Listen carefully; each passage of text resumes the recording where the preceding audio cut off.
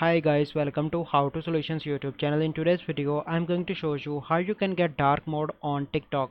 Before getting into this video, must subscribe to our YouTube channel and click on the bell icon. So the first step you need to do is to open Play Store and search for TikTok and update your TikTok application. Once you've done that, then you simply need to go onto the TikTok and click on profile in the right bottom corner, and then you need to click on three bars in the top right and click on settings and privacy, and here you need to scroll and you can see a new option here, that is dark mode, but this option is currently not available in my country. But you can see under language here the dark mode, and once you click on that under app language, you can easily turn on dark mode by clicking on that option. So let me know in comment section that if you have this feature in your country or not.